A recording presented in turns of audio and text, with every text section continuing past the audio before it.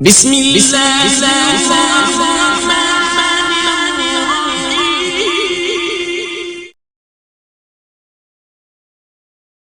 طرح اللہ تبارک و تعالیٰ حیات، قدرت، سننا، دیکھنا، کلام، علم اور ارادہ، یعنی کہ جتنی بھی اللہ تبارک و تعالیٰ کی صفات ہیں یہ اللہ تبارک و تعالیٰ کی ذاتی صفات ہیں، اس کو کسی نے دی نہیں ہے۔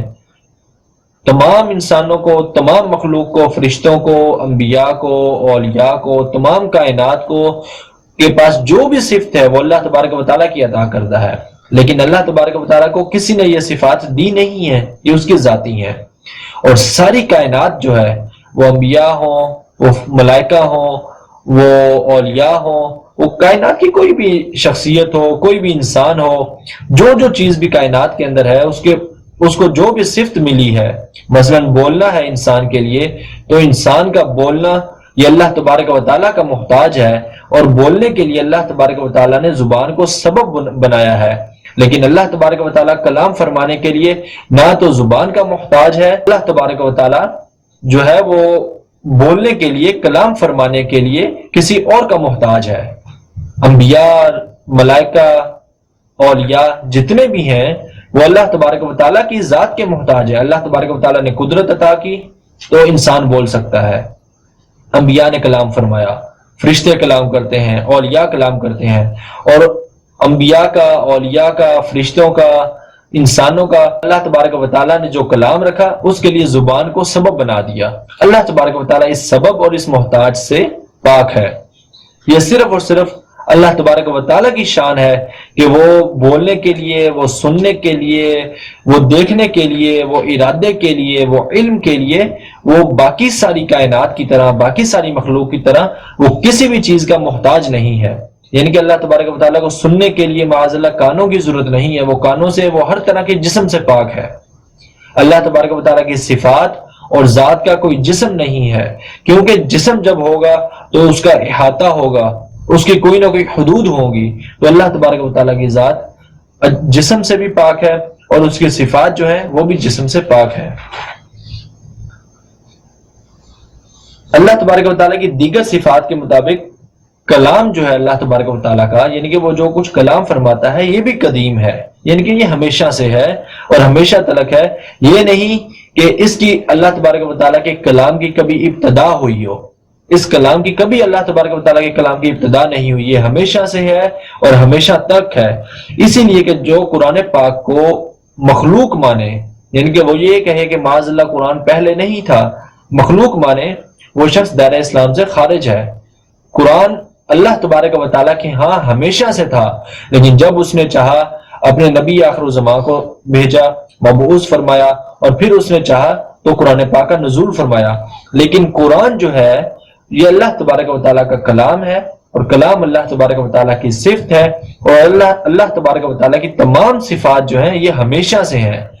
وہ جب چاہتا ہے اپنی جس صفت کا چاہتا ہے اظہار فرما دیتا ہے، اس کی ابتدا نہیں فرماتا، ہمیشہ سے ہے اور ہمیشہ تلک ہے۔ لہذا قرآن پاک بھی جو ہے یہ حادث نہیں، یہ اللہ تبارک و تعالیٰ کی صفت ہے۔ یہ کلام پاک یہ اللہ تبارک و تعالیٰ کی صفت ہے، نہ اس کو اختتام ہے، نہ اس کو فنائیت ہے، اور نہ ہی اس کی کوئی ابتدا ہے۔ ہاں جب اس نے چاہا اس نے اپنے نبی آخر الزمان صلی اللہ تعالیٰ علیہ وسلم پر اس کا نزول فرمایا، اور ہمارے لیے اللہ تبارک و تعالیٰ نے قرآن پاک کو نازل فرمایا۔ اللہ تبارک و تعالیٰ کا علم جو ہے وہ ہر شے کو محیط ہے۔ کائنات کے اندر جو کچھ بھی ہے، ہر شے جو ہے وہ اللہ تبارک و تعالیٰ کے علم کے اندر ہے، اور یہ سارا علم اللہ تبارک و تعالیٰ کو ہمیشہ سے ہے، ہمیشہ تلک ہے۔ کائنات ابھی بنائی نہیں گئی تھی، اللہ تبارک و تعالیٰ نے ابھی کائنات کو تخلیق نہیں کیا تھا، ابھی دنیا میں انسان نہیں آئے تھے، زمینیں نہیں بنی تھی۔ اللہ تبارک و تعالیٰ کے پاس تب بھی علم تھا کہ فلاں شخص یا فلاں آنے والا کیا کرتا ہوگا، وہ کیا کرے گا۔ اللہ تبارک و تعالیٰ کا علم جو ہے وہ ہر شے کو ہمیشہ سے لے کے ہمیشہ تک محیط ہے، اس کی کوئی ابتدا اور کوئی انتہا نہیں ہے۔ یہ اللہ تبارک و تعالیٰ کی صفت ہے۔ ہمارے لیے ابتدا ہے کہ انسان پیدا ہوتا ہے، وہ بچہ ہے، وہ بڑا ہوتا ہے، وہ کسی کام کی ابتدا کرتا ہے، اس کو پھر علم ہوتا ہے، وہ پڑھتا ہے، اس کو پھر علم ہوتا ہے۔ لیکن اللہ تبارک و تعالیٰ کے لیے جو علم ہے یہ ہمیشہ سے ہے اور ہمیشہ تلک ہے۔ اللہ تبارک و تعالی ہمیشہ سے جانتا ہے کہ فلاں شخص نے فلاں وقت میں کیا کرنا ہے، وہ کیا کرے گا۔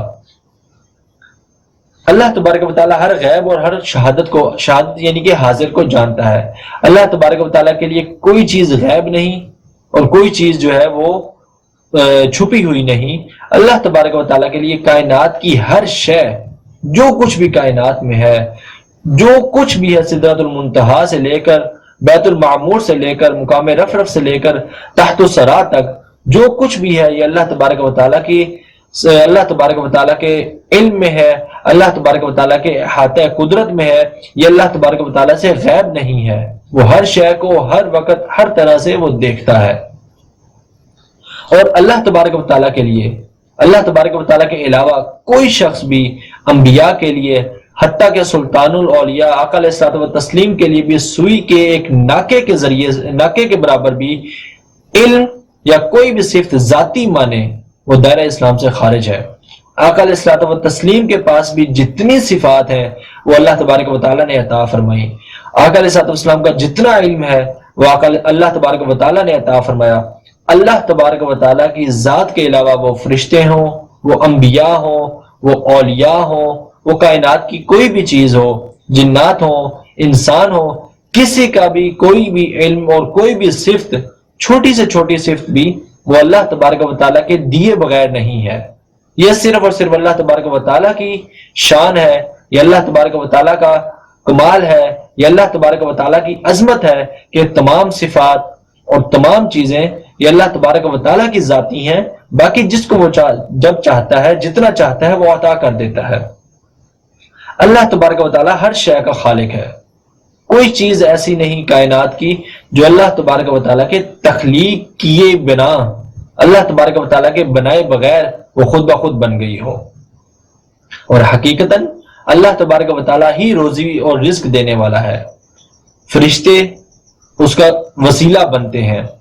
آپ کسی اللہ کے ولی سے، نبی اکرم صلی اللہ تعالیٰ علیہ وسلم کے وسیلے سے دعا کرتے ہیں تو وہ وسیلہ بنتے ہیں۔